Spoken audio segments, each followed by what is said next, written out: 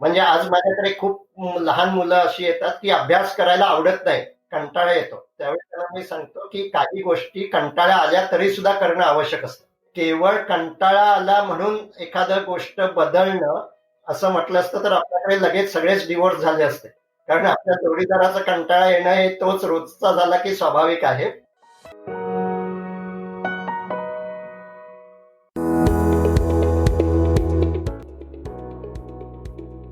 Inspiration कट्टाचा हा 28वा भाग आहे. डॉक्टर यशवंत वेलणकर यांच्यासोबत. इन्स्पिरेशन कट्टा हा एक असा मराठी पॉडकास्ट आहे जिथे आपण दरवेळेस वेगवेगळ्या यशस्वी आणि प्रेरणादायी लोकांची गप्पा मारणार आहोत. अशा लोकांच्या अनुभवातून आपल्याला आपल्या सक्सेस जर्नीमध्ये नक्कीच काहीतरी फायदा होईल अशी आशा आहे. आजचे आपले पाहुणे आहेत डॉक्टर यशवंत वेलणकर. ते सायकोथेरपी आणि काउन्सिलिंग करतात. ते मेडिटेशन एक्सपर्ट आणि माइंडफुलनेस थेरपिस्ट पण आहेत. आपण काहीतरी काम करतोय पण लक्ष वेगळीचकडे आहे, मनात वेगवेगळे विचार चालू आहेत. ध्यानाला बसलो आहे तरीही विचार थांबत नाही आहेत, खूप विचार येतात आहेत. आपण एक गोष्ट ठरवतो पण ती होत नाही. आपण सकाळी लवकर उठायचं ठरवतो, व्यायाम करायचं ठरवतो, पण सकाळी अलार्म वाजला की तो बंद करून झोपून जातो. मनात वाईट काही काही विचार येत असतात, विचित्र विचार येत असतात. देवासमोर बसलो असलो तरी वेगवेगळे विचार मनात चालत असतात. ह्या सगळ्या गोष्टी तुमच्याबरोबर कधी झाल्या आहेत का? आय एम शुअर झाल्या असतील. आणि म्हणूनच या पुढच्या 1 तासाच्या गप्पा तुम्ही नक्की ऐका. ह्याच्यातनं खूप गोष्टींची माहिती आणि खूप अवेअरनेस आपल्याला मिळेल अशी मला नक्की खात्री आहे. पुढच्या 1 तासातल्या या गप्पा या आपल्या सगळ्यांना खूप काही शिकवून जातील आणि खूप काही गोष्टींबद्दल अवेअरनेस क्रिएट करून जातील अशी मला खात्री आहे. आणि त्याच्यामुळे हा एपिसोड सगळ्यांनी नक्कीच आवर्जून ऐकला पाहिजे आणि आपल्या सगळ्या मित्रमैत्रिणींना पण फॉरवर्ड केला पाहिजे. या पुढच्या 1 तासात आम्ही मनात सतत काय विचार चालू असतात, असे विचार येणं चांगलं की वाईट, विचारांना नियंत्रित करू शकतो का, स्वभाव बदलू शकतो का, ध्यान म्हणजे मेडिटेशन म्हणजे नेमकं काय, त्याचे प्रकार कोणते, ध्यानामुळे नेमकं होतं काय, मेंदू, त्याची संरचना, मेंदू प्लॅस्टिक असतो म्हणजे मेंदूमध्ये बदल होऊ शकतो म्हणजे नेमकं काय आणि तो कशामुळे होतो. आणि त्याचबरोबर लहानपणी बोबडं बोलणाऱ्या, त्याच्यानंतर अगदी डॉक्टर झाल्यावरही उभं राहून कोणाशी बोलता पण येत नव्हतं असा फोबिया असलेल्या डॉक्टर यश वेलणकर यांनी स्वतःचा फोबिया गेल्यामुळे विपश्यना आणि ध्यान या सगळ्या गोष्टीतनं मेंदू शिक्षणाकडे कशी वाटचाल केली याच्याबद्दल गप्पा केलेल्या आहेत. आणि मित्रांनो, मी जसं मगाशीच म्हटलं तसं मला खात्री आहे या 1 तासाच्या गप्पांमधनं आपल्याला खरंच खूप काही काही शिकायला मिळेल. चला तर मग गप्पा मारूया डॉक्टर यश वेलणकर यांच्याशी.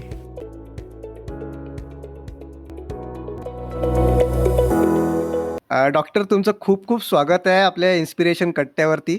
नमस्कार. नमस्कार. डॉक्टर, तुमच्या आजच्या सगळ्या प्रवासाकडे येण्याच्या अगोदर मला थोडंसं तुमच्या बालपणाकडे जायचं आहे. कारण सहज बोलता बोलता तुम्ही म्हणाले होते की एवढं सगळं सोपं नव्हतं, सहज नव्हतं. तर कसं होतं बालपण, काय कसं गेलं? मी 10वी पर्यंत कोकणातलं एक छोटं गाव आहे विजयदुर्ग म्हणून, तिथे शिकलो. आणि बरं. मी बोलायला सुद्धा उशिरा लागलो असं माझी आई आणि घरातले सांगतात. ते काही मला आठवत नाही. म्हणजे मी साधारण हां, हां. 3-4 वर्षाचा होईपर्यंत बोलत नव्हतो. बरं.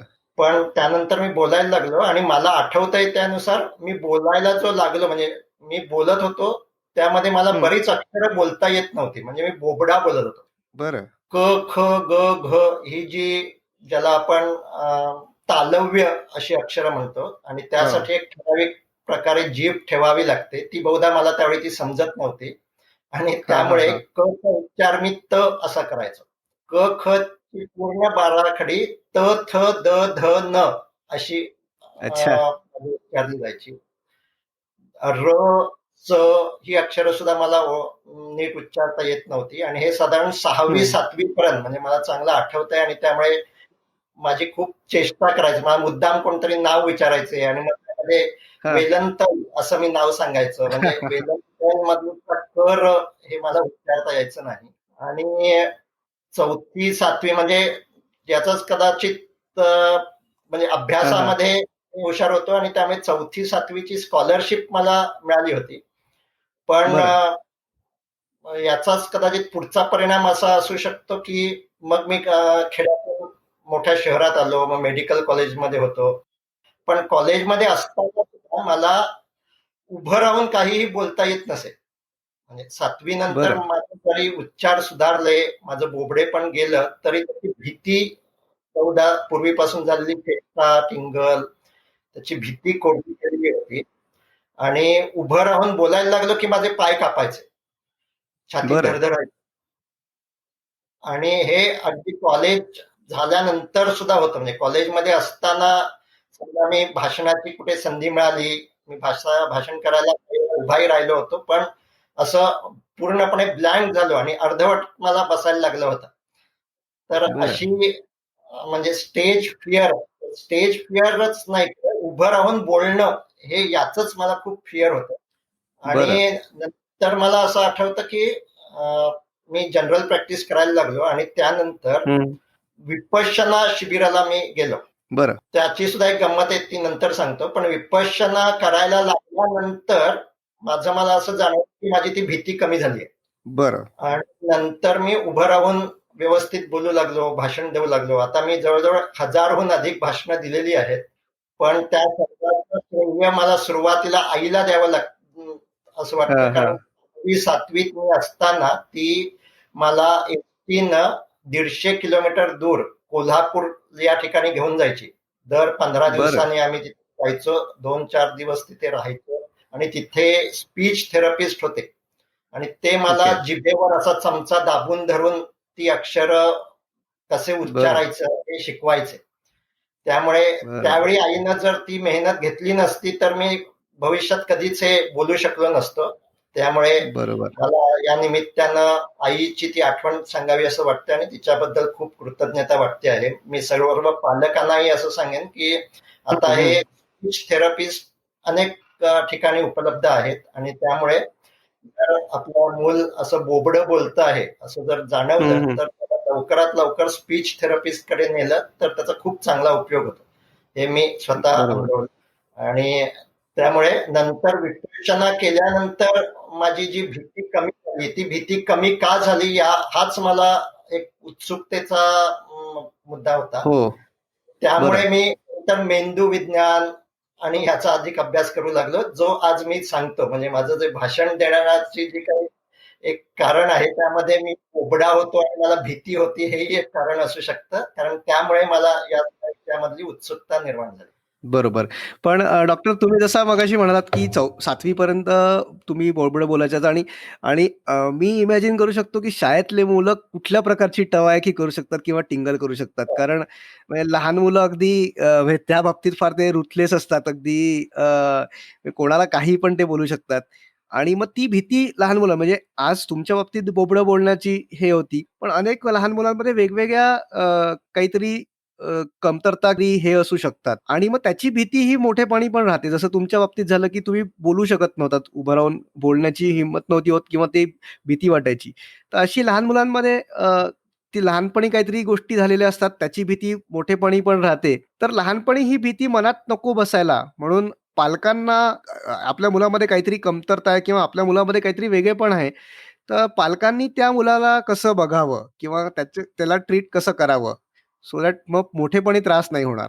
एकतर प्रत्येक मुला म्हणजे काही जी कमतरता असेल त्याबरोबर काहीतरी स्ट्रेंथ प्रत्येक मुलामध्ये असतेच. म्हणजे आपण जे तारे जमीन हं. पे सिनेमा सर्वांना आठवत असेल, बरोबर, तर त्यामध्ये बरोबर. जो संदेश दिलेला आहे तोच इथे आवश्यक आहे, की समजा डिस्लेक्सिया असेल, कोणतेही जरी काही विकनेस असेल, तर काही ना काही स्ट्रेंथ त्या मुलामध्ये असते आणि त्या स्ट्रेंथवर जर आपण भर दिला, त्या स्ट्रेंथची त्या मुलाला सतत आठवण करून दिली, तर हं, मग हं, हं. एखादा विकनेस हा त्याचा दुबळेपणा राहत नाही. तो त्या स्ट्रेंथच्या ह्याच्यावर त्याचा असर्टिव्हनेस हा चांगला होऊ शकतो. बरं.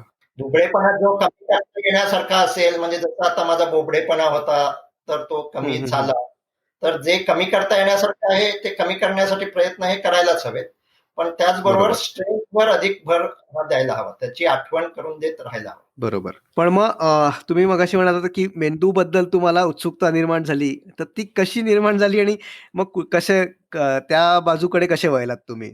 तर ही जी माझी भीती कमी झाली आणि हं, त्यावेळी माझ्या असं लक्षात आलं, की मला आता उभं राहून बोलताना म्हणजे विपश्यना शिबिरं काही 2-3 केल्यानंतर मग त्याबद्दल काही लिहायला लागलो आणि त्यामुळे मग मला कॉलेज तिथला NSS कॅम्पमध्ये वगैरे बोलवायला लागले आणि तिथे मी व्यवस्थित भाषण देऊ लागलो आणि त्यावेळी माझ्या असं लक्षात आलं की मला भाषण द्यायला आवडतं आहे, मला ते जमतं आहे.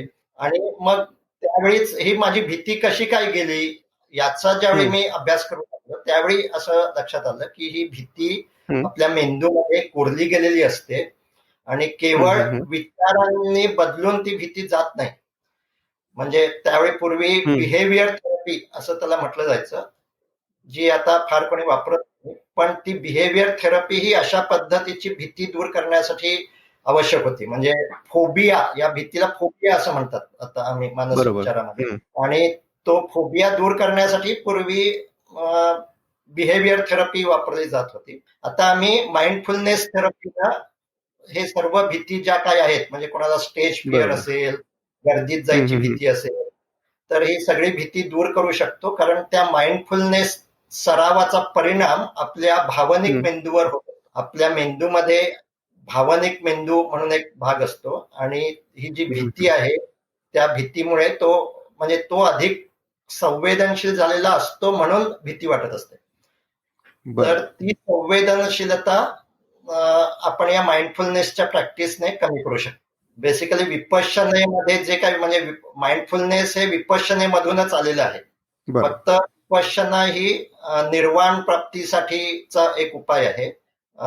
अशाच पद्धतीचं एक शिबिर, काही शिबिर अमेरिकेतल्या एका डॉक्टरने, डॉक्टर जॉन कॅबॅट-झिन यांनी केली आणि त्यांना स्वतःला असणारा त्रास त्याने कमी झाला आणि म्हणून साधारण 1980च्या दशकात, म्हणजे 76-77 साली त्यांनी माइंडफुलनेस बेस्ड स्ट्रेस रिडक्शन असे कोर्स अमेरिकेतल्या हॉस्पिटलमध्ये सुरू केले. तिथे प्रथम माइंडफुलनेस हा शब्द वापरला आणि आता आम्ही हे जे काही शिकवतो तर त्याचं जी सुरुवात आहे ही अशा पद्धतीनं 76-77 साली झालेली आहे. आणि नंतर त्या माइंडफुलनेसच्या प्रॅक्टिसमुळे मेंदूत काय घडतं हे साधारण 2000 सालानंतर स्पष्ट झालं की मेंदूमध्ये आपण एखादी कोणतीही कृती करत असताना, ठराविक ठिकाणी लक्ष देत असताना मेंदूत काय घडतं हे 2001 तंत्रज्ञान असं हळूहळू डेव्हलप झालं आणि त्यानंतर समजू लागलं.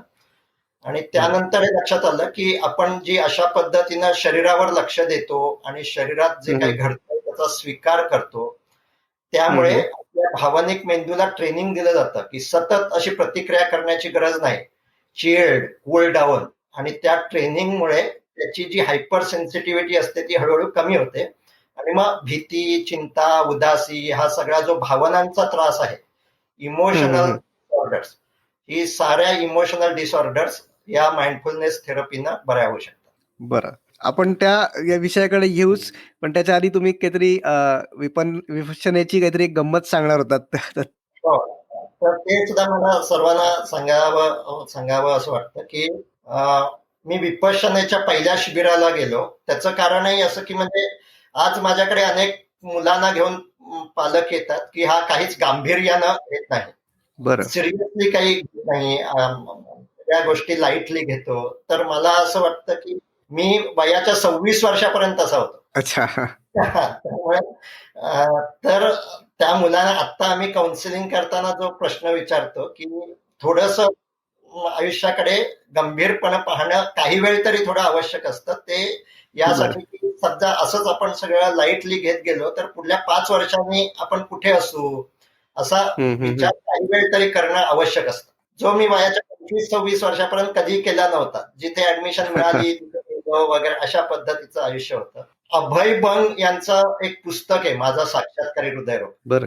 आज आम्ही जे काउन्सिलिंग मध्ये जे काम करतो ते त्या पुस्तकानं माझ्याबाबत केलं असं मी म्हणू शकतो. ते पुस्तक वाचलं आणि मलाच असं वाटलं की मी आता जो जगतो आहे, म्हणजे खायची प्यायची मजा करायची, काही व्यायाम वगैरे काही नाही, कोणतेही डिसिप्लिन नाही, कधी खायचं कधी झोपायचं, याला असाच जर मी वागलो तर अजून 10 वर्षात मलाही असा हार्ट अटॅक येईल असं ते पुस्तक वाचून एकदम असं रिअलाइज झालं की मला जर हा हार्ट अटॅक टाळायचा असेल तर माझं हे जे बेबंद आयुष्य आहे ते बदलायला हवं. आणि त्यानंतर मग अभय बंग यांनी त्या पुस्तकात जे जे काही सांगितलं होतं ते सगळं मी केलं. बरं. त्यामध्ये त्यांनी विपश्यनेचा उल्लेख केलेला होता, म्हणून मी विपश्यना शिबिराला गेलो. ओके. आणि मग विपश्यना शिबिर 10 दिवसाचं असतं, ते मोफत असतं. पण त्या 10 दिवस अच्छा. रोज साधारण 10 तास ध्यानाला बसायचं असतं. बाप. आणि ते म्हणजे ते 10 दिवस म्हणजे माझ्या बरोबर त्यावेळी काही जण होते, ते पळून गेले 5व्या-6व्या दिवशी. कारण ते खूप बरं. त्रासदायक होतं. म्हणजे खूप पाय दुखायला लागतात आणि ते 10 दिवस बसणं हे खूप म्हणजे त्रासदायक असतं. आणि हो हो त्यामुळे हो. ते सत्यनारायण गोयंका गुरुजींची रोज रात्री प्रवचन असतात आणि ते शेवटच्या दिवशी असं सांगतात की हे शिबिर पुन्हा पुन्हा करणं आवश्यक आहे. त्यावेळी तर मी असं ठरवलं होतं की पुन्हा काही या शिबिराला मी येईन असं नाही. It's not my cup of T. हे मला काही 10 दिवसच आत्ता काढले हे खूप झाले असं मला त्यावेळी वाटलं. तर मी शिबिराहून घरी आलो आणि नंतर मी एक पुस्तक वाचत होतो, 7 habits of highly effective people. खूप पुस्तक फेमस आहे ते. खूप माझा फेमस आहे. हो हो. आणि ते वाचताना मला असं लक्षात आलं की त्यामध्ये जी काही थिअरी सांगितलेली आहे ती थिअरी आहे आणि विपश्यना आहे त्याचं प्रॅक्टिकल आहे. बरं. त्या 7 हॅबिटमध्ये पहिली हॅबिट सांगितलेली आहे, be proactive and you can create a space between stimulus and response. खरं माणूस व्हायचं म्हणजे त्या स्टिम्युलस अँड रिस्पॉन्स मध्ये स्पेस क्रिएट करायची. कारण केवळ माणसामध्ये ती स्पेस असते, अन्य सर्व प्राणी हे अंध प्रतिक्रिया देत असतात. आपण मात्र प्रतिसाद निवडू शकतो. ओके. तर ते वाचताना पुन्हा मला असं रिअलाइज झालं की हे जे काही ह्या पुस्तकात सांगितलेलं आहे ते विपश्यना म्हणजे खरं म्हणजे त्याचं प्रॅक्टिकल आहे. तिथे ती प्रतिक्रिया न द्यायची हेच ट्रेनिंग असतं. म्हणजे माझे जे मित्र आहेत त्याला प्रतिक्रिया द्यायची नाही हे ट्रेनिंग प्रकारे मेंदूला दिलेलं असतं. आणि त्यामुळे मला असं पुन्हा वाटलं की हो म्हणजे विपश्यना करायला हवी. पण 10 दिवस तर मला नुसतं कल्पना केली तरी अंगावर काटा यायचा. आणि त्यामुळे मग त्यामध्ये मी एक आयडिया काढली की ज्यांनी 10 दिवसाचं शिबिर केलेलं असतं ते तिथे सेवा द्यायला म्हणून जाऊ शकतात. की बरं. त्यामध्ये तिथे जी काही व्यवस्था असते, वाढप वगैरे असं किंवा तिथे आलेल्या लोकांना मदत करणं आणि मग तिथे 10 तास असं बसावं लागत नाही मांडी घालून. बरं. त्या कामं करायची असतात आणि रोज 3 तास बसलं तरी पुरेसं असतं. बरं. त्यामुळे ते मला माहिती होतं आणि त्यामुळे 10 तास न बसता 3 तास बसून आपल्याला ते शक्य होतं का असं पाहूया असं म्हणून मी त्या सेवा या शिबिराला गेलो. आणि त्यावेळी मी आईला बरोबर घेऊन गेलो. म्हणजे त्यामुळे आई शिबिरार्थी आणि मी सेवा द्यायला असं म्हणून मी गेलो. आणि मग त्यावेळी माझं ते 3 तास का होईना ते बसणं आणि प्रतिक्रिया न देणं हे शक्य झालं. आणि त्यानंतर मग मी विपश्यना करायला लागलो. बरं. तर मला असं वाटतं की जे पटलं आहे म्हणजे आज मी अनेकांना माइंडफुलनेस थेरपी शिकवतो. बरं. पण मला असं जाणवतं की ते सर्वच्या सर्व त्याची प्रॅक्टिस करतातच असं नाही. किंवा विपश्यना शिबिर करून आल्यानंतर सुद्धा आज मला अनेक जण असं माहिती आहे की विपश्यना शिबिर करून येतात आणि नंतर काही प्रॅक्टिस करत नाही त्याची. हो. तर ते आपल्याला पटलं असेल ते सराव त्याचा करणं खूप आवश्यक आहे. पटलं नसेल तोपर्यंत आपण त्याबद्दल चर्चा करायला हवी, समजून घ्यायला हवी. पण हे काहीतरी आहे, योग्य आहे, ते एकदा पटलं की त्याचा सराव करायला हवा. तो सराव केला तरच परिणाम जाणवतो. नक्कीच. आणि माझं जे काही म्हणजे भीती गेली ती त्या विपश्यना शिबिराने नाही गेली. विपश्यनेनंतर मी जो सराव करू लागलो त्या सरावानं ती भीती. कारण आजचं मेंदू विज्ञान असं सांगतं की एखाद्या माणसानं रोज 20 मिनिटं तो सराव 2 महिने केला तर मेंदूत रचनात्मक बदल होतात. बरं. हे खूप महत्वाचं तुम्ही सांगितलं डॉक्टर. कारण आजकालच्या पिढीला किंवा आजकाल जनरली लोकांना एक टार्गेट हवं असतं की किती दिवस मी केलं तर काय फरक जाणवू शकतो. तर तुम्ही म्हणताय जसं की 20 मिनिटं रोज 2 महिने केलं तर फरक जाणवायला सुरुवात होऊ शकते. आज न्यूरोसायन्स मध्ये मी मगाशी जे म्हटलं माइंडफुलनेस बेस्ड स्ट्रेस थेरपी त्यामध्ये ते रोज 40 मिनिटं असा सराव करायला सांगतात. पण अर्थातच 40 मिनिटं सराव करत नाहीत सगळेजण. मग न्यूरो सायन्स विकसित झाल्यावर ह्याच्यात जे कोण सहभागी झाले आहेत त्या सर्वांचे असे त्यांच्यावर प्रयोग केले गेले की त्या कोणाच्या मेंदूमध्ये फरक दिसत आहेत. त्यामध्ये असं लक्षात आलं की किमान 20 मिनिटं 2 महिने जो सराव करतो 20 मिनिटं त्याच्या मेंदूत रचनात्मक बदल दिसतात. म्हणजे काही जणांचा हा अमायगडाला जो भावनिक मेंदू आहे त्याचा आकारही सेल्युलर लेवलला वाढलेला असतो. म्हणजे एकतर तो हायपर सेन्सिटिव्ह असतोच पण त्याचा आकारही वाढलेला असतो. हम्म.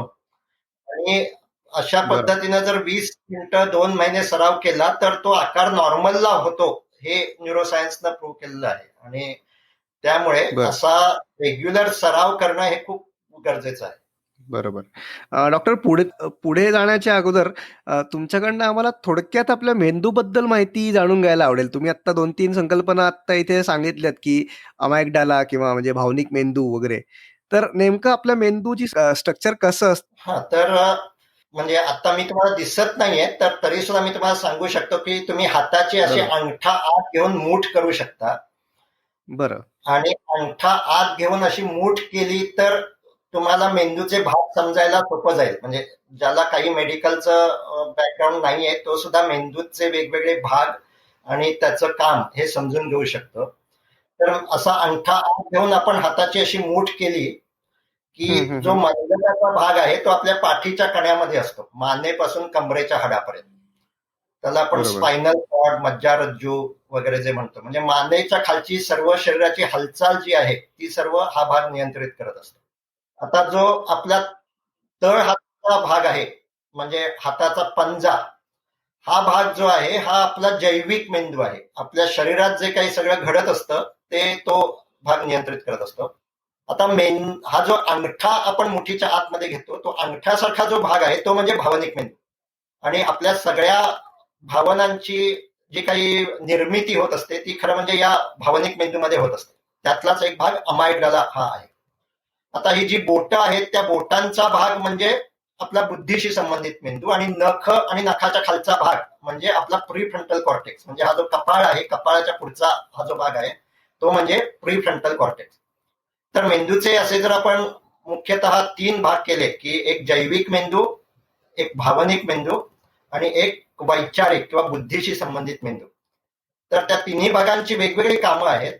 आणि आपण जे काही माइंडफुलनेस थेरपी करत असतो त्यामध्ये त्या भावनिक मेंदूला आणि प्रीफ्रंटल कॉर्टेक्सला आपण काही व्यायाम देत असतो. प्रीफ्रंटल कॉर्टेक्सचं काम आपण अधिक विकसित करत असतो आणि भावनिक मेंदू जो खूप जलद प्रतिक्रिया करत असतो त्याची प्रतिक्रिया देण्याची जी काही सवय आहे ती थोडी आपण स्लो करत असतो. आता आणखीन एक महत्वाचा भाग म्हणजे हा जो वैचारिक मेंदू आणि प्रीफ्रंटल कॉर्टेक्स, मुख्यतः हा जो आपल्या नाकाच्या वर म्हणजे कपाळपट्टीमध्ये जो भाग आहे हा माणसामध्येच अधिक विकसित असतो. पण तो वयाच्या 25 वर्ष होईपर्यंत पूर्ण विकसित झालेला नसतो. तो 6व्या-7व्या वर्षी काम करायला लागतो, पण त्याचं वर्क इन प्रोग्रेस 25व्या वर्षापर्यंत ते काम चालू असतं. आणि त्यामुळे टीन एज मधली जी मुलं असतात ती अधिक भावनाप्रधान असतात किंवा सैराट वागत असतात, इम्पल्सिव्ह बिहेवियर असतं. याचं कारण मेंदूमध्येच आहे. आपल्या मराठीमध्ये एक म्हण आहे, गद्धे पंचवीशी, ती अगदी योग्य आहे. गद्धे पंचवीशी म्हणजे काय, की 25व्या वर्षापर्यंत जी निर्णय घेतले जातात हे बऱ्याचदा भावनिक असतात. आणि याचं कारण आपला भावनिक मेंदू हा अधिक सक्रिय असतो आणि त्याच्यावर नियंत्रण करणारा जो पुढचा म्हणजे प्रीफ्रंटल कॉर्टेक्सचा जो भाग आहे तो पूर्णतः विकसित झालेला नसतो. आणि म्हणून 7व्या-8व्या वर्षानंतर आपल्या त्या प्रीफ्रंटल कॉर्टेक्सला विकसित करण्याचं ट्रेनिंग खरं म्हणजे प्रत्येक माणसानं घेणं आवश्यक आहे. म्हणजे मला आता समजा राग आलेला आहे तरी मी रागाच्या भरात आकांडतांडव करत नसतो. त्यावेळी माझ्या मेंदूचा एक प्रीफ्रंटल कॉर्टेक्स मधला भाग सक्रिय असतो आणि तो माझ्या भावनिक मेंदूला कंट्रोल करत असतो. पण वयाच्या 25 वर्षापर्यंत हे शक्य नसतं आणि त्यामुळे 25 पर्यंत खरं म्हणजे हे माइंडफुलनेसचं ट्रेनिंग हे अधिक महत्वाचं आहे. बरं. सैराट वागणं जर टाळायचं असेल तर. हो. मग डॉक्टर, मग ह्या आपले सगळे जे मेंदूचे भाग आहेत आणि तुम्ही जसं म्हटलात की मेंदूवरती विपश्यनेचा किंवा याचा एक चांगला परिणाम होतो, तर म्हणजे ध्यान किंवा विपश्यना ह्या सगळ्यामुळे मेंदूवर नेमका कशामुळे परिणाम होतो आणि कसा परिणाम होतो? हा, तर केवळ ध्यान किंवा विपश्यनेचाच परिणाम होतो असं नाही. आता न्यूरोसायन्स मध्ये असं लक्षात आलेलं आहे, त्याला न्यूरोप्लास्टिसिटी असं म्हणतात. हो. न्यूरोप्लास्टिसिटी म्हणजे आपल्या मेंदूला जो काही अनुभव मिळत असतो त्यानुसार मेंदू फ्लेक्झिबल असतो, सतत बदलत असतो. बरं. आणि ध्यान म्हणजे आपण मेंदूला एक ठराविक प्रकारचा अनुभव देतो आणि त्यामुळे आता मी जसं म्हटलं की भीतीचा परिणाम किंवा जे काही साठलेलं असेल ते याचे परिणाम हे क्लीन होतात, निघून जातात. पण मेंदू हा म्हणजे आपण जे काही करू, आपण असं म्हणतो की गावातला माणूस शहरात आला की त्याला शहराचं पाणी लागलं आणि मग तो स्मार्ट वागू लागतो. हे शहर पाणी लागलं म्हणजे काय, तर मेंदू बदलला त्याचा. बरं. म्हणजे न्यूरोसायन्स आता असं म्हणतं की निदान वयाच्या 60-65-70 वर्षापर्यंत न्यूरोप्लॅस्टिसिटी आपली कायम असते आणि मेंदू त्याला मिळणाऱ्या अनुभवानुसार सतत बदलत असतो. आणि त्यामुळे मेंदूला कोणता अनुभव आपण द्यायचा हे आपण निवडायला हवं. म्हणजे आता असे वेगवेगळे प्रयोग झालेत की समजा लंडन मधल्या टॅक्सी ड्रायव्हरवर प्रयोग झाला की आपल्या मेंदूमध्ये दिशांची जाणीव असणारा भाग आहे, तो आता सायंटिस्टनी मोजून ठेवला किती आहे तो. आणि जे रोज टॅक्सी ड्राईव्ह करतात त्यांना तो दिशांची जाणीव असणारा भाग रोज वापरायला लागतो. काही वर्षानंतर पुन्हा त्यांनी ज्यांना रोज गाडी चालवायला लागत नाही आणि रोज टॅक्सी चालवायला लागते अशांचा पुन्हा मेंदूचा स्कॅन केला आणि त्यात असं लक्षात आलं की ज्यांना रोज गाडी चालवायला लागते त्यांच्या मेंदूतला दिशांची जाणीव देणारा मेंदूचा भाग हा विकसित झालेला आहे. ही न्यूरोप्लॅस्टिसिटी ही जी आहे, म्हणजे ज्यांना रोज गाडी चालवायला लागते आणि त्यामुळे दिशा लक्षात ठेवाव्या लागतात, त्यानुसार वळणं घ्यावं लागतात. म्हणजे हे गुगल मॅप येण्याच्या आधीचा आहे. तर ही जी दिशांची जाणीव लक्षात ठेवायला लागते त्याचा परिणाम मेंदूत दिसतो आणि त्याला न्यूरोप्लॅस्टिसिटी असं म्हणतात. जे काही आपण करतो त्याचा परिणाम त्यानुसार मेंदू सतत बदलत असतो. आणि मग ध्यान म्हणजे मेंदूला आपण ठराविक स्थितीत ठेवतो. म्हणजे मगाशी मी जे म्हटलं की भावनिक मेंदू सतत प्रतिक्रिया करत असतो, हे चांगलं, हे वाईट, हे चांगलं, हे वाईट. त्यानुसार आपले मूड्स बदलत असतात. पण ज्यावेळी मी ध्यानाच्या प्रॅक्टिस करत असतो त्यावेळी प्रतिक्रिया करायची नाही असं काही वेळ तरी असतो आणि त्यामुळे तो प्रतिक्रिया करणारा माझा मेंदूतला जो भाग असतो त्याची ऍक्टिव्हिटी कमी होते. म्हणजे जसं ज्या भागाला काम करावं लागतं त्याची ऍक्टिव्हिटी वाढते, तिथे न्यूरोजेनेसिस पेशी निर्माण होतात, तिथे नवीन कनेक्शन निर्माण होतात. आणि ज्या भागाला काम कमी करावं लागतं तिथल्या ऍक्टिव्हिटी, तिथले कनेक्शन हे हळूहळू कमी होतात. आणि त्यामुळे आपल्या मेंदूमध्ये काय डेव्हलप करायचं ह्याचा निर्णय खरं म्हणजे आपण घेऊ शकतो, आपण ठरवू शकतो मेंदूला कोणता अनुभव द्यायचा आणि त्यानुसार आपल्या मेंदूमध्ये बदल. डॉक्टर, तुम्ही जसं म्हणालात की आपला मेंदू हा म्हणजे न्यूरोप्लास्टिसिटी बद्दल तुम्ही आता जस्ट सांगितलं की मेंदूमध्ये फरक पडू शकतो. मग आपल्याला अनुकूल असे फरक घडून आणता येतात का मेंदूमध्ये? हो, असे अनुकूल बदल म्हणजे काय ते आपल्याला जे डिफाईन करावं लागेल. त्यानुसार आपण आपल्या मेंदूमध्ये बदल घडवू शकतो. त्यातला एक आपल्याला अनुकूल बदल असं म्हणता येईल की आपल्या त्रासदायक भावनांची तीव्रता, वारंवारता आणि कालावधी हे कमी करणं, जो भावनिक बुद्धीचा एक भाग आहे. तर हे बदल आपण मेंदूत घडवू शकतो. पण त्यासाठी आपल्या मेंदूला एक ठराविक स्थितीमध्ये ठेवणं आवश्यक असतं. मेंदूला म्हणजे आपल्या मनाला. आणि तसं ठेवलं जात नाही, म्हणूनच स्वभावाला औषध नाही अशी आपल्याकडे म्हण आहे. तर स्वभावाला औषध नाही हे खरंच आहे. म्हणजे औषध घेऊन स्वभाव बदलता येत नाही, कारण औषध घेऊन फक्त मेंदूतली रसायनं काही काळ बदलता येतात. म्हणजे मेंदूमध्ये जे बदल दिसतात ते 2 प्रकारचे असतात. एक रसायनातला बदल, ज्याला आपण त्यामुळे मनाची स्थिती बदलणं, स्टेटस चेंज असं आपण म्हणू शकतो. आणि दुसरा हा रचनात्मक बदल, की ज्यामुळे व्यक्तिमत्वातले ट्रेट्स म्हणजेच स्वभाव बदलू शकतो. आणि त्यामुळे जर तो स्वभाव बदलायचा असेल तर केवळ रसायन बदलून उपयोग होत नाही. आणि त्यासाठी आपल्या मनाला एका ठराविक स्थितीमध्ये शक्य तेवढा अधिक वेळ ठेवणं आवश्यक असतं. आणि अशा स्थितीमध्ये ठेवणं यालाच आपण ध्यान असं म्हणतो. म्हणजे आपण ध्यान ध्यानातली गूढता सगळी काढून टाकून आपण ध्यान हे लक्ष देण्याचं कौशल्य असं जर म्हटलं तर आपल्या शरीरावर लक्ष देणं, शरीरामध्ये प्रत्येक भावनेमुळे काही बदल होत असतात. म्हणजे त्यातला सर्वांनी अनुभवलेला बदल असतो तो म्हणजे भीती वाटल्यावर धडधड वाटणं. बरोबर. तर असंच प्रत्येक भावनेच्या वेळी शरीरात काही ना काही बदल होत असतात. अच्छा. राग येतो त्यावेळी, लैंगिक इच्छा निर्माण होते त्यावेळी. तर या सगळ्या भावनांच्यामुळे शरीरात काही केमिकल पाझरतात ज्यामुळे ते हे बदल होतात. आता आपला जो भावनिक मेंदू आहे तो या बदलांना सतत प्रतिक्रिया करत असतो आणि त्यामुळे तो हायपर सेन्सिटिव्ह होतो आणि या भावना अधिक तीव्र होतात. आता या त्रासदायक भावना तीव्र होऊ द्यायच्या नसतील किंवा त्यांचा कालावधी आणि त्यांची फ्रिक्वेन्सी, म्हणजे छोट्या छोट्या गोष्टींना सतत उदासी येते आहे किंवा राग येतो आहे, हे जर कमी करायचं असेल तर आपल्याला शरीरावर लक्ष देऊन शरीरामध्ये जे काही जाणवत आहे त्याला प्रतिक्रिया करायची नाही अशी मनाची स्थिती आपण ठेवू शकतो. म्हणजे खाज उठते तर कुठे उठतंय, जड वाटतंय, भार आल्यासारखं होतंय तर तो तसाच राहतोय की बदलतो आहे.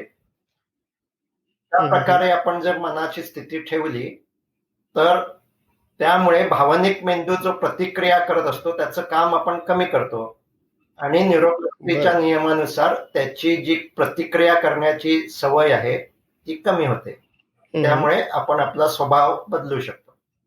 बरं, पण हे म्हणजे प्रतिक्रिया न देणं हे आपल्या हातात असतं का? हो, असतं ना.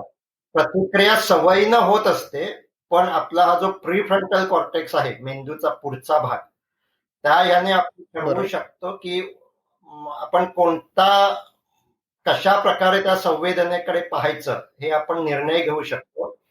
आणि समजा छातीत जड वाटतं आहे तर आपली स्वाभाविक प्रतिक्रिया कदाचित असेल, नको हे पुन्हा काय हार्ट अटॅक येतोय की काय, ही आपली सवयीनं झालेली प्रतिक्रिया असेल. पण आता सजगता वाढवून त्या प्रतिक्रियेला महत्व न देता मी छातीत जड वाटतंय ते कुठे जड वाटतंय, कुठल्या भागात वाटतंय आणि कुठे वाटत नाही असं स्वतःच्या शरीराकडे पाहू शकतो.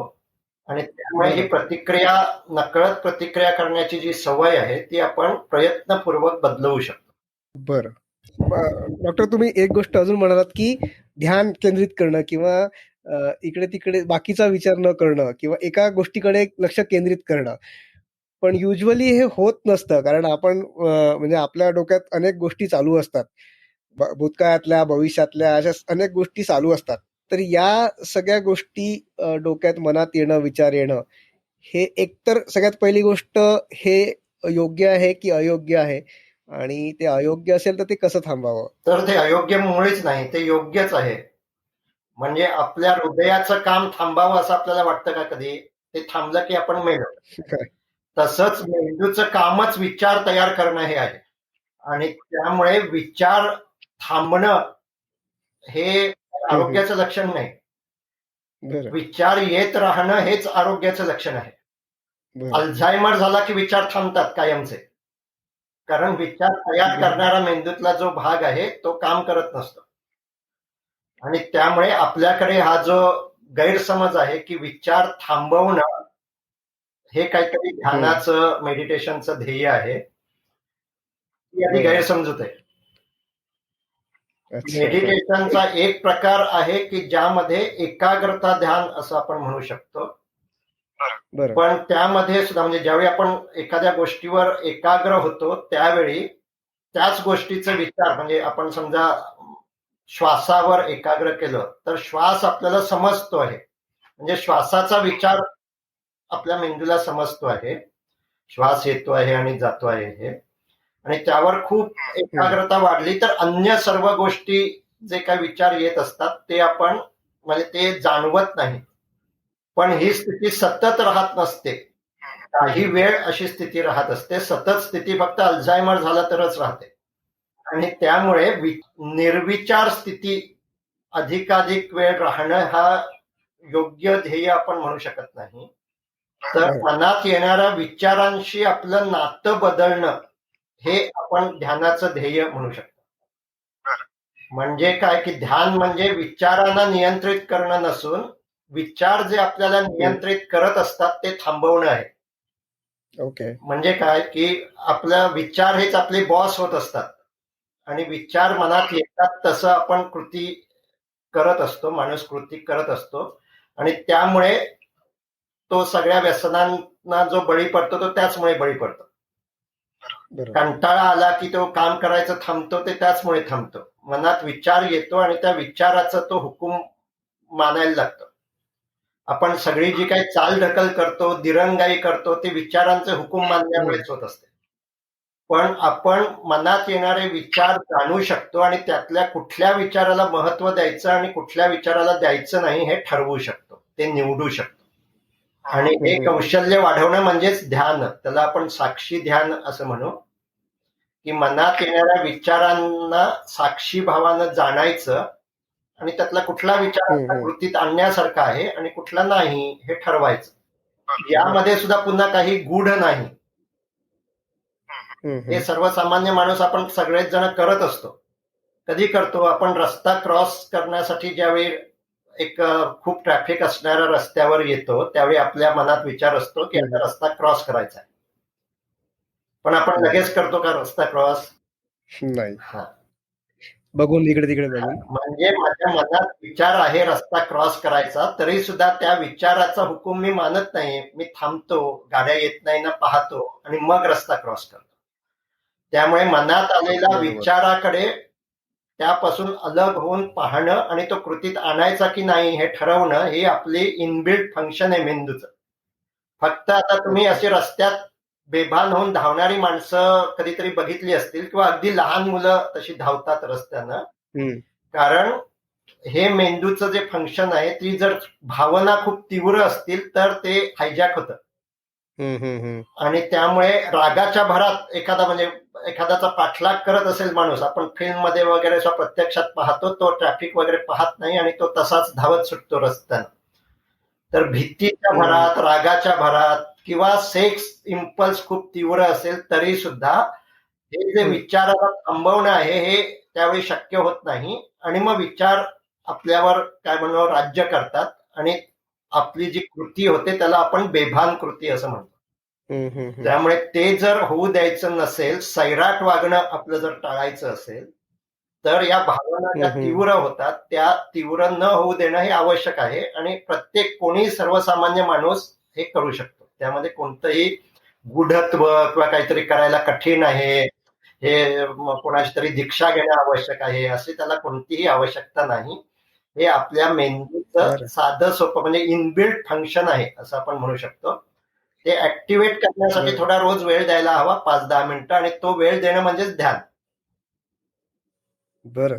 पण म्हणजे फॉर एक्झाम्पल आपण सकाळी अलार्म लावतो आणि व्यायाम करायला उठायचं असं म्हणतो आणि आपले विचार येतात मनात की नाही जाऊ दे थोडा वेळ झोपूया, तर आणि मग आपण स्नूज करून परत झोपतो. म्हणजे हे विचार आपल्यावर राज्य करतात असं बरोबर म्हणणं आहे. अगदी बरोबर. आणि त्यामुळे कोणत्या विचाराला महत्व द्यायचं हे आपण ठरवायला हवं. ज्यावेळी आपण अलार्म लावलेला असतो त्यावेळी एका विचाराला महत्व दिलेलं असतं की एक्झरसाईज करणं हे चांगलं आहे. आणि त्यामुळे दुसऱ्या दिवशी सकाळी उठताना मात्र तो विचार बाजूला पडतो आणि आता थोडं झोपून राहूया असा विचार येतो.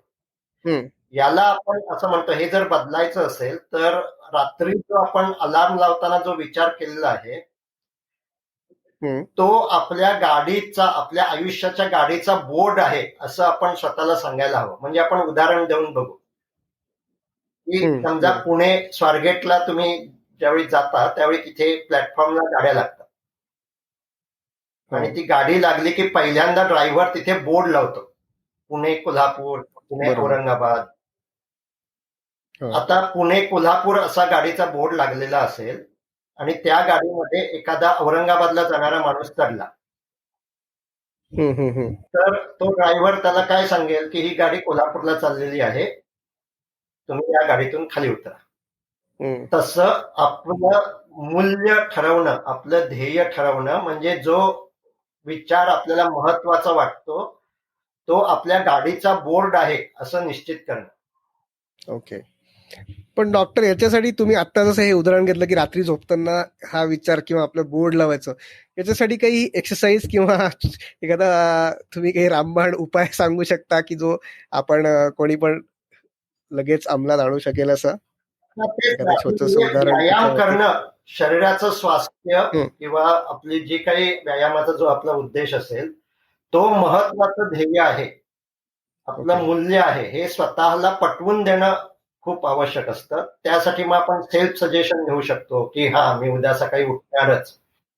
हं, हं. आणि मग ते जे काही आपण जो काही रिझॉल्युशन करणार असू ते फार अवघड नसावं. म्हणजे 7 वाजता आपण उठत असू तर 6:30ला उठणं इट्स ओके, 6:45ला हं, उठणं हे ओके. जर आपण अगदी उद्यापासून 4 वाजताच उठायचं असं म्हटलं तर ते शक्य होत नाही.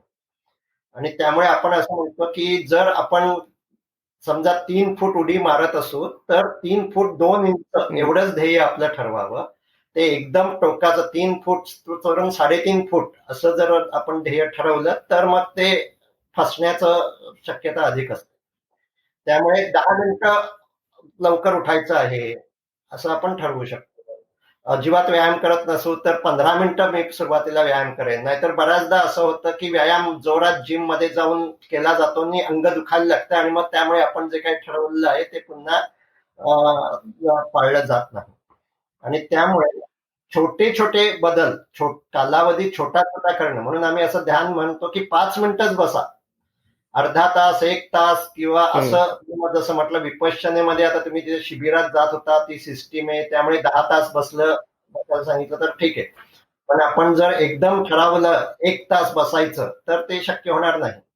आणि त्यामुळे अजिबात आपण बरोबर. बसत नसू तर किमान 5 मिनिटं बसावं, 10 मिनिटं बसावं. रोज 8 वाजता उठत असू तर 7:45ला उठण्याचा प्रयत्न करावा.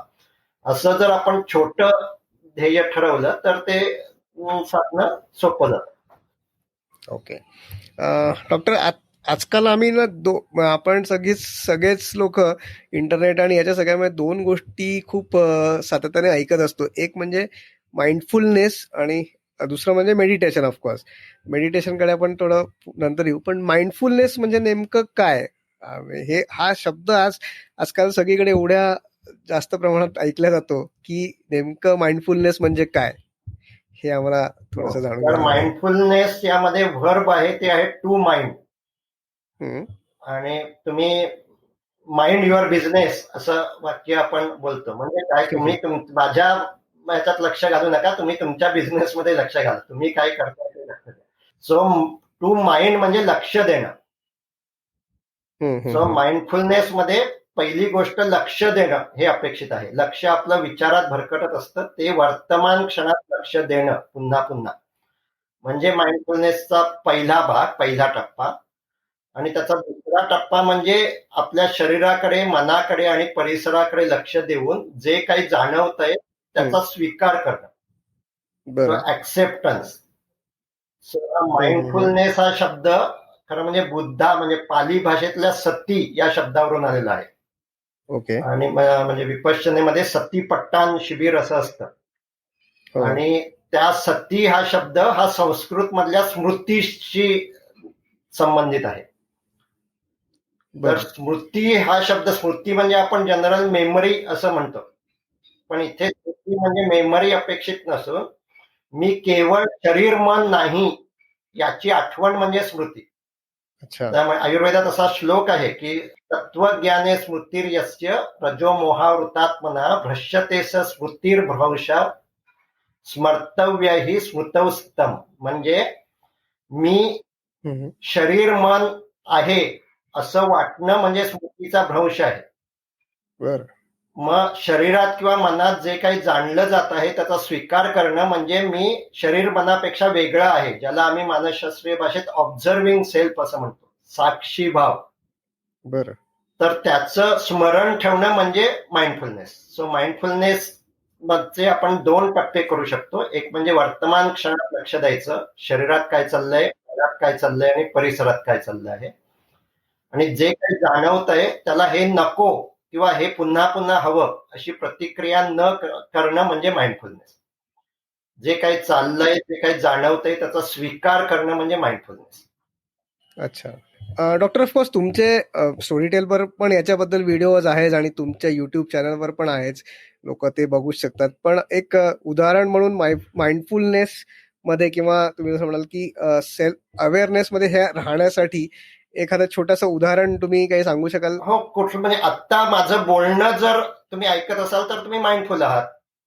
त्यासाठी त्यामुळे मी म्हटलं तसं गूढ असं काही नाही, पण आत्ता कानावर तुमच्या माझे शब्द पडतायत, पण तुमचं लक्ष कुठेतरी दुसरीकडे आहे किंवा तुमच्या मनात दुसरे काहीतरी विचार येत आहेत आणि त्यामुळे मी जे काही बोलतो आहे ते तुम्हाला समजत नाहीये, कानावर शब्द पडत सुद्धा. तर तुम्ही माइंडफुल आहात नाही. तुम्ही माझ्या पुन्हा बोलण्याकडे लक्ष दिलं की तुम्ही माइंडफुल झालात. त्यामुळे माइंडफुलनेस साठीचा एक्झरसाइज म्हणजे पुन्हा पुन्हा जे काही वर्तमान क्षणात चाललं आहे त्याकडे लक्ष आणणं. हम्म. मग त्याकडे श्वासाच्या हालचालीकडे लक्ष देऊ शकतो आपण, म्हणजे शरीराकडे लक्ष देणं. श्वास चालला आहे, आत जातो आहे आणि बाहेर पडतो आहे आणि तो समजतो आहे. तर त्याकडे बरं. ज्यावेळी आपण लक्ष देत असतो त्यावेळी आपण माइंडफुलनेस ऑफ ब्रेथ असं असतो. सो वी कॅन चूज कुठे आपल्याला लक्ष द्यायचं आहे ते. आता मेंदूमध्ये याच्या 2 प्रोसेस आहेत. म्हणजे आपलं लक्ष विचारात जात असतं त्यावेळी त्याला जी प्रोसेस असते त्याला बॉटम अप प्रोसेस असं म्हणतात. म्हणजे मेंदूच्या तळाच्या भागाकडून वरच्या भागाकडे अधिक प्रमाणात सिग्नल जात असतात, म्हणून आपलं लक्ष विचलित होत असतं. आवाजाकडे जातं, मध्येच विचारांकडे जातं, मध्येच कुठे खाज उठायला लागली तिथे जातं. आणि माइंडफुलनेस मधला लक्ष देण्याचं ज्यावेळी आपण लक्ष देतो त्यावेळी मेंदूमध्ये दुसरी प्रक्रिया घडत असते, त्याला टॉप डाऊन प्रोसेस असं म्हणतात. म्हणजे मेंदूतली ही जी आपली प्रीफ्रंटल कॉर्टेक्स, कपाळ आणि उन्नत भाग वरचा आणि हा भाग म्हणजे डोक्याचा वरचा भाग आणि कपाळपट्टीचा भाग, याकडून मेंदूच्या तळाच्या भागांकडे जाणारे सिग्नल्स हे अधिक असतात. आणि त्यामुळे आपण सर्वांनी लक्ष जाणं आणि लक्ष देणं यातला फरक समजून घ्यायला हवा. आणि लक्ष पुन्हा पुन्हा देणं म्हणजे माइंडफुल होणं, त्यामध्ये कोणतंही गूढ गोष्ट नाही. ज्यावेळी लक्षात येईल की आपलं लक्ष आता आपण जे काही करतोय त्या कृतीवर नाही आहे, तर तिथे ते लक्ष देणं म्हणजे माइंडफुल होणं. सो आंघोळ करत असताना बऱ्याचदा यांत्रिकतेने आंघोळ होत असते. म्हणजे आपल्याला साबण आपण लावत असतो पण तो आपला हात यांत्रिकतेने सवयीनं लावत असतो. आता त्याकडे आपण लक्ष देणं म्हणजे आता मी साबण लावतो आहे आणि त्या साबणाचा स्पर्श मला समजतो आहे असं लक्ष त्या कृतीकडे देणं म्हणजे माइंडफुल होणं. त्यामुळे माइंडफुल ऍक्शन असं आपण म्हणू शकतो. माइंडफुल वॉकिंग, माइंडफुल इटिंग, प्रत्येक कोणतीही कृती ज्यावेळी आपण तिथे लक्ष देतो त्यावेळी ते माइंडफुल असतं. So mindful action means you are knowing what you are doing. नाहीतर आपण ते सवय म्हणजे ओसीडी सारख्या आजारामध्ये हे खूप प्रमाण असतं अधिक, की त्यांना आपण हात धुतोय याचंही भान नसतं. ते सवयीनं विचारांच्या तंद्रीत, म्हणजे माझ्याकडे असे क्लायंट्स आहेत की जे अर्धा तास बाथरूम मध्ये असतात आणि त्यांना भानच नसतं आपण की अर्धा तास बाथरूम मध्ये हात धुतो होते. याचं कारण ते विचारांच्या तंद्रीत एवढे असतात की आपण कोणती कृती करतोय याचं भान त्यांचं हरपलेलं असतं. सो आपलं लक्ष पुन्हा पुन्हा वर्तमान क्षणात, मग आपण काम करत असू तर त्या कामावर, मग आपल्या शरीराला काही संवेदना जाणवत असतील तर त्या संवेदनांवर, आणि आपण वास घेत असू, चव घेत असू तर त्याच्यावर हे आणणं म्हणजे माइंडफुल. आता ह्याचं हे का वाढलंय सध्या त्याचं महत्व, याचं कारण आपण खूप कमी वेळ माइंडफुल असतो आजकाल. डिस्ट्रॅक्शन भरपूर दिलं त्यानुसार आपल्याला इन्फॉर्मेशन एवढी मिळत असते आणि डिस्ट्रॅक्शन्स एवढी असतात की म्हणजे मी आता हे जे सांगतो हे रिसर्च मध्ये लक्षात आलेलं आहे की लोक सेक्शुअल ऍक्टिव्हिटी मध्ये सुद्धा आनंद घेत नाहीत, कारण त्यावेळी सुद्धा त्यांचं लक्ष तिथे असतं असं नाही. बरं. सेक्शुअल ऍक्टिव्हिटी ही सर्वात आनंददायी का असते, कारण त्यावेळी शरीरात ज्या संवेदना निर्माण होतात त्या खूप तीव्र असतात आणि तिथे आपलं लक्ष असतं आणि त्यामुळे ती आनंददायी गोष्ट अशी वाटली जाते. पण आज रिसर्च केला गेला आहे की अनेक लोकांना असं विचारलं वेगवेगळी कामं करत असताना, आणि त्यामध्ये अगदी सेक्शुअल ऍक्टिव्हिटी मध्ये असताना सुद्धा विचारलं की आता तुमचा विचार तुम्ही जिथे आहात त्या कृतीमध्ये आहात का, आणि अन्य कृती करताना तर बऱ्याचदा लोकांनी सांगितलं नाही, पण सेक्शुअल ऍक्टिव्हिटी मध्ये सुद्धा अनेकांनी सांगितलं की नाही. आणि मग बरं. त्याच्या पुढचा दुसरा प्रश्न होता, are you happy in this moment? हं, हं, हं. आणि या सगळ्या रिसर्चचा रिझल्ट असा आला की wandering mind is unhappy mind. अच्छा. आपलं मन भरकटत असतं त्यावेळी आपण आनंदी नसतो. आपण ज्यावेळी कृतीचा सुद्धा आनंद घ्यायचा असेल तर आपलं मन तिथे असणं आवश्यक असतं आणि त्यासाठी आपल्या मनाला, आपल्या मेंदूला ट्रेनिंग देणं आवश्यक आहे. आणि त्याने माइंडफुलनेसचे ट्रेनिंग आहे. पुन्हा पुन्हा आपलं लक्ष वर्तमान क्षणात आणणं. बरोबर. आणि त्यामुळे जे सगळी उदासी वाढते आहे, हॅपीनेस इंडेक्स कमी होतोय, याचं कारण डिस्ट्रॅक्टेड माइंड हे एक महत्वाचं कारण आहे. आणि त्यामुळे आपल्याला हं, हं, हं, हं. इन्फॉर्मेशन टेक्नॉलॉजी वापरायलाच हवी. त्यामुळेच आज आपण संवाद साधतो आहोत. पण बरोबर. आपण ठरवायला हवं की त्यामध्ये मी किती डिस्ट्रॅक्टेड राहणार आणि काही वेळ तरी आपण आपल्या लक्ष देण्याच्या कौशल्यासाठी द्यायला हवा. बरोबर. अ, डॉक्टर तुम्ही मगाशी पण म्हणालात, की याच्यात गूढ असं काही नाहीये. पण एक सहज प्रश्न विचारतो, की अ, म्हणजे बरेचदा असं होतं, की सिनेमा बघताना लक्ष सगळं असतं, पण शिक्षक शिकवताना त्याच्याकडे लक्ष जात नाही. तर यात काय गूढ आहे? तर की यामध्ये सुद्धा गूढ काही नाही. यामध्ये दोन, आता तुम्ही जो प्रश्न विचारला त्याची दोन कारणं आहेत. हं, हं, एक हं. म्हणजे आपलं लक्ष जिथे आपला इंटरेस्ट असेल तिथे सहजतेने जातं. सो बरोबर. सिनेमा बघणं ते इंटरेस्टिंग असतं. तिथे समोर छान काहीतरी दृश्य दिसत असतात. त्यामुळे आपलं लक्ष स्वाभाविक तिथे जात असतं. आणि समोर शिक्षक बोरिंग काहीतरी शिकवत असेल तर तिथे लक्ष आपलं जात नाही. ते दुसरीकडे विचारात तंद्रीमध्ये आपण जातो. त्यामुळे all learning is emotional learning असं म्हणतात. मी त्याच वेळी शिकू शकतो ज्यावेळी माझा त्यामध्ये इंटरेस्ट असतो. त्यामुळे पहिली गोष्ट, जर आपल्याला एकतर लक्ष देण्याचा आपण सराव करायला हवा आणि दुसरं म्हणजे त्याबरोबर आपला इंटरेस्ट कशात आहे ते आपण शोधायला हवं. तिथे स्वाभाविकपणे आपलं लक्ष जाईल. हा एक भाग. आणि दुसरा भाग, तुम्ही सिनेमा आणि समोर शिकवणं यामध्ये दुसरा फरक असा असतो की सिनेमामध्ये जो मल्टीमीडियाचा इफेक्ट असतो तो समोर केवळ कोणतरी भाषण देत असेल तर त्यामध्ये नसतो. आणि त्यामुळे आता नवीन टेक्नॉलॉजीचा उपयोग करून आपण शिक्षण सुद्धा अधिक आनंददायी करू शकतो. व्हर्च्युअल लर्निंग, त्यामध्ये मल्टीमीडियाचा उपयोग, अशा पद्धतीनं जे काही आपल्याला शिकायचं आहे ते सुद्धा आपण अधिक आनंददायी आणि त्यामुळे आपलं लक्ष तिथे जाईल अशा पद्धतीचं करू शकतो. फक्त बरोबर. याबरोबर मला एक सांगावं असं वाटतं की आपलं सर्व सतत मला काहीतरी इंटरेस्टिंगच असलं पाहिजे असा जो आपला हट्ट हं. आहे तो चुकीचा आहे. हं, हं, हं. कारण जे काही इंटरेस्टिंग आपलं असतं ते आपण करायला लागलो की काही वेळानं ते इंटरेस्टिंग राहत नाही.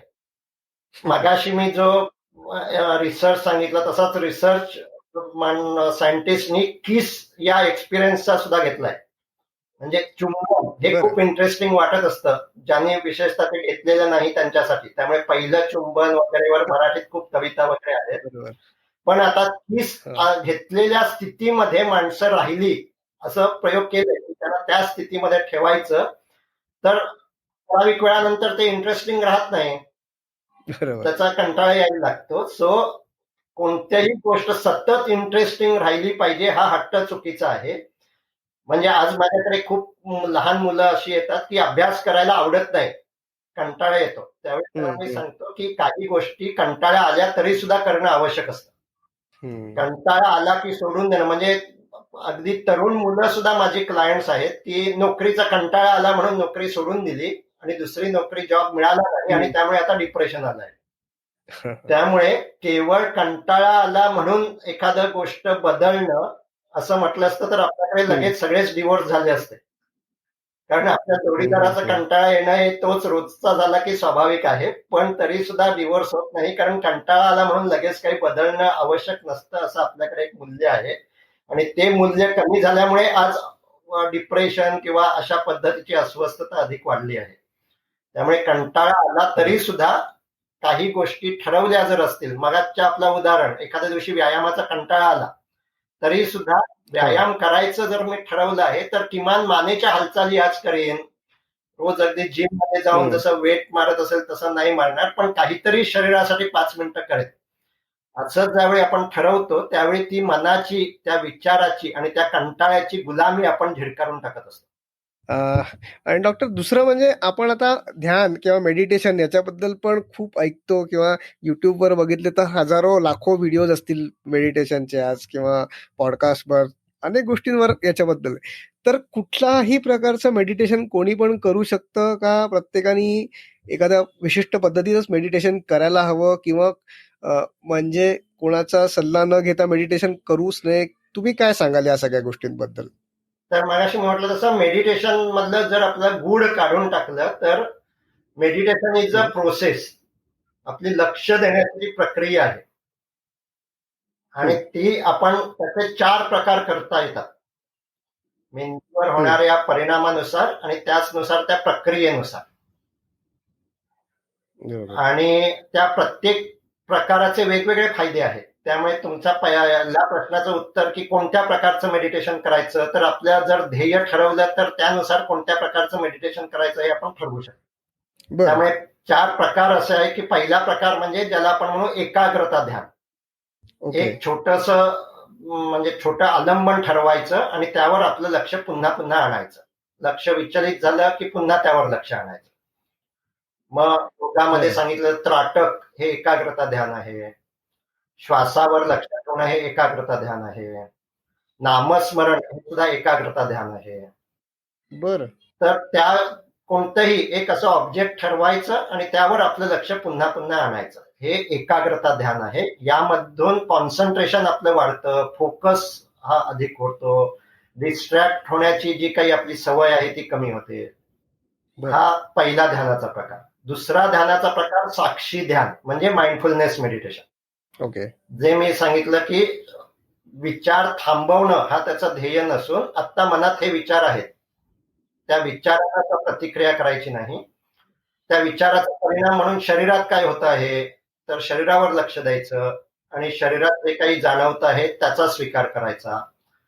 आणि बाहेर सुद्धा आता कोणता आवाज आला की त्यामुळे शरीरात काय निर्माण होतं, मनात कोणते विचार येतात, म्हणजे याला आपण पूर्ण भान असं म्हणू शकतो. बाहेर काय चाललं आहे, शरीरात काय चाललं आहे आणि मनात काय चाललं आहे हे जाणायचं आणि त्याचा स्वीकार करायचा.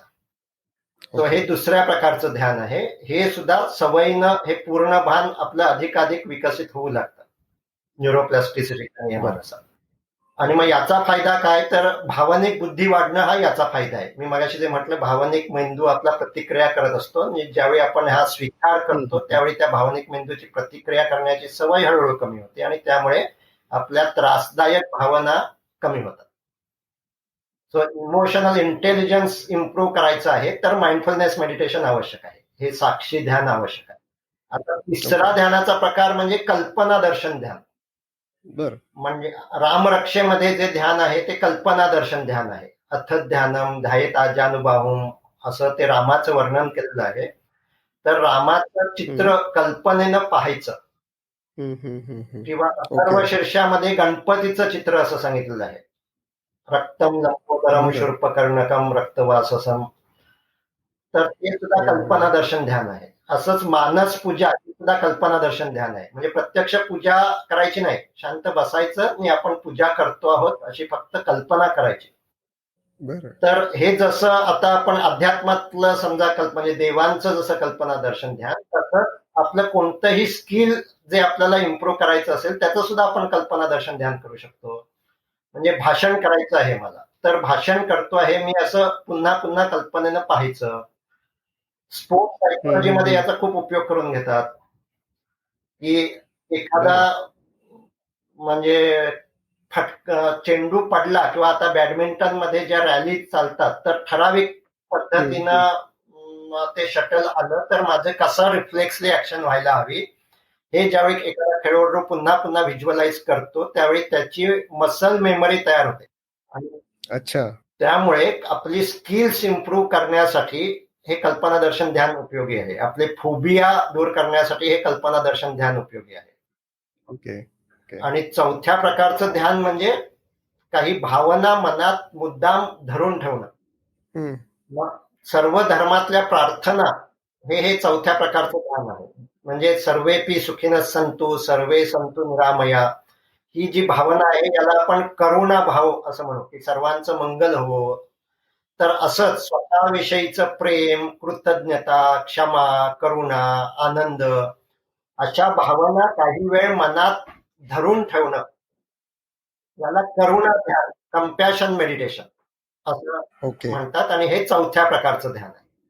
बरं. त्यामुळे आज जी काही वेगवेगळ्या पंथांमध्ये जी ध्यान शिकवले जातात, हे यातले काही ना काही कॉम्बिनेशन असतं. ओके. सगळ्या प्रकारचं ध्यान हे आपण या 4 प्रकारात विभाजित करू शकतो. आता बरं. याला काही वेळा रिलॅक्सेशन टेक्निक्स जोडली जातात. म्हणजे काय की स्नायू शिथिल करणं, म्हणजे शवासन किंवा योग निद्रा यामध्ये जसं केलं जातं progressive muscle relaxation, that is a शिथिलीकरण तंत्र. आपलं शरीर मन युद्ध स्थितीत असतं डिस्ट्रक्टिव्ह इमोशनमुळे, ते आपण रिलॅक्स करतो. बरं. तसंच दीर्घ श्वसन हे सुद्धा एक रिलॅक्सेशन टेक्निक आहे. ओके. त्यामुळे या 2 रिलॅक्सेशन टेक्निक आणि लक्ष देण्याचे हे 4 प्रकार यांचं कॉम्बिनेशन म्हणजे सगळ्या पंथातली ध्यान आहे असं आपण म्हणू शकतो. बरं. पण म्हणजे याच्यातलं कुठल्याही प्रकारचं ध्यान आणि कुठल्याही कॉम्बिनेशनचं ध्यान कोणीही करू शकतं. यात काही नुकसान किंवा साईड इफेक्ट असं काहीही होण्यासारखं नाही, नसतं. आता साईड इफेक्ट असं तर असं काही होण्यासारखं नाही. डॉक्टर तुम्ही मागे एकदा एका इंटरव्ह्यूमध्ये एका याच्यात बोलला होतात की ऑडिओ हे माध्यम ज्ञानग्रहणासाठी जास्त उपयोगाचं आहे आणि मी एक पॉडकास्टर आहे म्हणून तुमच्या तोंडून ते ऐकायची इच्छा आहे की काय फरक असतो म्हणजे व्हिज्युअल आणि ऑडिओ माध्यमांमध्ये. ऑडिओ माध्यम हे ज्ञानग्रहणासाठी का बरं जास्त चांगलं असतं असं तुमचं म्हणणं आहे? कारण व्हिज्युअल माध्यमाकडे आपल्याला पूर्ण वेळ लक्ष द्यावं लागतं. ज्यावेळी मी व्हिडिओ पाहत असतो त्यावेळी मी दुसरी कोणती कामं करत व्हिडिओ नाही पाहू शकत. बरोबर. पण ऑडिओ हे असं माध्यम आहे की मी व्यायाम करत असेल त्यावेळी मी ऑडिओ चालू ठेवू शकतो. म्हणजे पूर्वी जसं रेडिओ आपल्या घरात एक चालू ठेवण्याचं यंत्र असायचं. सकाळी आपल्या अनेक घरांमध्ये घड्याळ बघितलं जात होते. कार्यक्रम हा लागला की 7 वाजले, 7:05 झाले. तर तसा जसा रेडिओ चालू होता, that is a audio media. तर आता रेडिओची जागा पॉडकास्ट घेतील पुढल्या काळात आणि असे वेगवेगळे पॉडकास्ट सतत चालू ठेवू शकतो आणि ज्यावेळी त्यात काहीतरी महत्वाचं सांगितलं जातं आहे त्यावेळी आपण त्याकडे लक्ष देऊ शकतो. त्यामुळे जे आपण मल्टीटास्किंग कडे जातो आहोत आणि ज्यामध्ये फार काही चुकीचं आहे असं नाही की मगाशी मी म्हटलं होतं एकाग्रता, सगळ्यात सतत एकाग्रच राहणं आवश्यक आहे असं नाही. तर आपण पूर्ण भान ठेवू शकतो आणि त्यावेळी आपण असं म्हणतो पूर्ण भानामध्ये की आपलं लक्ष देण्याचं जे एकूण वर्तुळ आहे त्यातला मधला भाग हे आपण जिथे मुद्दामून लक्ष देतो आहोत ते आहे. पण आपला जो अवेअरनेस आहे त्याच्या वर्तुळात अनेक गोष्टी असू शकतात आणि त्यामध्ये पॉडकास्टचा आवाज हाही एक असू शकतो जो व्हिडिओ असू शकत नाही.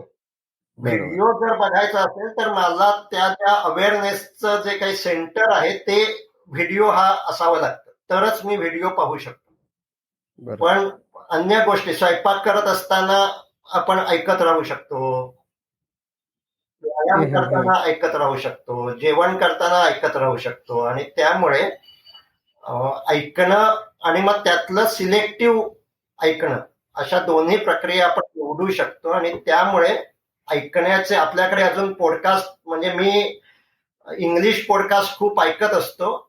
तेवढ्या तुलनेत आपले मराठी हिंदी पॉडकास्ट अजूनपर्यंत नाही आहेत. पण तुम्ही ह्या खूप चांगला प्रयत्न करता आहात आणि तुम्हाला खूप चांगलं यश आणि खूप फॉलोअर्स मिळव अशा शुभेच्छा. आणि पॉडकास्ट आपल्या समाजातही अधिकाधिक लोकप्रिय होणं आवश्यक आहे. हो नक्कीच होईल आणि होतोय हळूहळू आणि मराठी पण पॉडकास्टर्स हळूहळू येतात आहे आणि ती संख्या नक्कीच वाढणार आहे. डॉक्टर आपल्या आता पुढच्या राऊंडकडे यायच्या आधी समजा कोणाला तुमच्याकडनं कन्सल्टेशन घ्यायचं असेल किंवा तुमच्याकडनं अजून माहिती मिळवायची असेल तर तुम्हाला कसे कॉन्टॅक्ट करू शकतील? मी माझा व्हॉट्सअप नंबर सांगतो. त्या व्हॉट्सअपवर त्यांनी केवळ एक मेसेज करावं. व्हॉट्सअप असेल असं आपण आता धरूया. म्हणजे त्याचे जे काही मध्ये तो प्रश्न खूप मोठा निर्माण झाला होता पण तो आता कमी झाला आहे असं दिसतंय. पण माझा तो फोन नंबर आहे. व्हॉट्सअप नसेल तर सिग्नलवर तो असेल. सो 9146 91464940 हा माझा फोन नंबर आहे. मी पुन्हा रिपीट करतो, 9146364940. याच्यावर व्हॉट्सअप किंवा सोशल सिग्नल याच्यामधून आपण मेसेज करावा अशी मी विनंती करेन, कारण अनेकदा मी सेशनमध्ये किंवा कार्यक्रमात असतो त्यावेळी फोन घेत नाही, तो सायलेंट वर असतो, आणि त्यामुळे तुम्ही यावर मेसेज केला तर आपण संपर्क करू शकतो. नक्कीच. आणि डॉक्टर यश वेलणकरांचे अनेक 20 ऑडिओज स्टोरीटेलवर पण आहेत, ते पण नक्की ऐकावे श्रोत्यांनी. त्याच्यात म्हणजे मला तरी खूप फायदा झालेला आहे. आणि त्यांचं यूट्यूब चॅनल पण आहे, त्याची लिंक मी आपल्या या शो नोट्समध्ये देणार आहे, ते पण तुम्ही व्हिजिट करू शकता आणि त्यांचे ऑडिओज ऐकू शकता तिथे पण. डॉक्टर, आता आपण आपल्या पुढच्या राऊंडकडे येऊ. एका वाक्यात उत्तरं द्यायची आहेत. एक पुस्तक जे तुम्ही वाचलंय ज्याच्यामुळे तुम्हाला खूप प्रेरणा मिळाली आहे आणि ते तुम्ही रेकमेंड कराल सगळ्यांना वाचावं असं? 7 habits of highly effective people, Stephen Covey. Okay. तुमची एक दैनंदिन सवय ज्याच्यामुळे तुम्हाला खूप फायदा झालाय? ध्यानासाठी वेळ देणं. तुम्ही एवढं सगळं करताय, या सगळ्या गोष्टीसाठी तुम्हाला प्रेरणा कुठून मिळत असते सारखी? मला ज्यावेळी ध्यानाचे फायदे जाणवले आणि आज जे एवढे प्रॉब्लेम दिसत आहेत, तर त्याच्यावर ध्यान हा एक खूप परिणामकारक उपाय आहे हे मला समजलं आहे. आणि त्यामुळे त्याचा प्रसार करणं आणि त्याचा अधिकाधिक लोकांना उपयोग करणं, आणि मग लोक ज्यावेळी मला उपयोग झाला, माझी दारू सुटली, माझा हा त्रास कमी झाला, अशा सांगत असतात, तर तेच मला प्रेरणा देणारं असतं. वा. डॉक्टर, हे मागचं गेलं वर्ष 2020 जे होतं आणि त्यात करोना, लॉकडाऊन, या सगळ्यामध्ये आपल्याला काय शिकायला मिळालं? मला असं वाटतं की आपण ज्या काही गोष्टी गृहीत धरत होतो, ग्रँटेड धरत होतो, म्हणजे जर आपल्याला पूर्वी कोणी असं सांगितलं असतं की मुंबईच्या लोकल बंद राहतील, तर आपण त्याला वेड्यात काढलं असतं, किंवा शाळा साधारण 10 महिने शाळा भरणारच नाही असं सांगितलं असतं, तरी आपण हे कसं पॉसिबल आहे असं म्हटलं असतं. पण या काळानं आपल्याला खरं म्हणजे हे शिकवलं आहे की डोंट टेक एनिथिंग ग्रँटेड. काहीही बदल होऊ शकतात आणि त्यामुळे बदल हेच सत्य आहे हे आपण लक्षात ठेवलं पाहिजे. आणि त्यामुळे हे सगळं जे काही चाललंय ते असंच होत राहील असं जे आपण गृहीत धरत असतो, ते गृहीत धरणं चुकीचं आहे. त्यामुळे आत्ताचा क्षण मला छान आनंदात मिळतो आहे, त्याचा आनंद घेणं हे आपण खरं म्हणजे अधिकाधिक शिकायला हवं. नक्कीच. आणि आता एक शेवटचा हायपोथेटिकल प्रश्न विचारतोय की समजा उद्या संध्याकाळी 8 वाजता तुम्हाला दूरदर्शनवर बोलवलं आणि भाइयो और बहनो, आणि त्याच्या पुढे 130 कोटी भारतीयांना काहीतरी पॉझिटिव्ह मेसेज तुम्हाला द्यायचा आहे, तर तुम्ही काय सांगाल?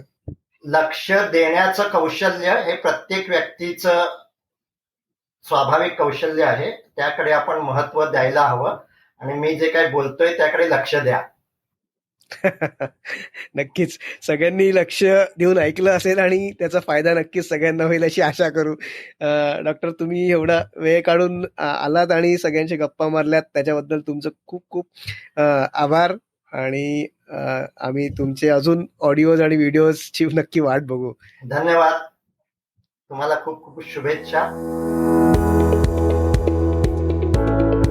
मित्रांनो, डॉक्टर यश वेलणकर बरोबरच्या या गप्पा तुम्हाला नक्कीच आवडल्या असतील अशी आशा आहे, आणि नक्कीच या गप्पांमधनं आपल्याला खूप काही काही शिकायला मिळालं असेल अशी खात्री आहे. मित्रांनो, तुम्हाला हा एपिसोड आवडला असेल तर प्लीज आपला इन्स्पिरेशन कट्टा या फेसबुक पेज, इंस्टाग्राम पेज आणि यूट्यूब चॅनलला नक्की लाईक आणि सबस्क्राईब करा. आणि प्लीज तुमच्या मित्रमैत्रिणींपर्यंत पण आपला हा पॉडकास्ट नक्की पोचवा. परत भेटूया नवीन पाहुण्यांसह. तोपर्यंत बाय बाय.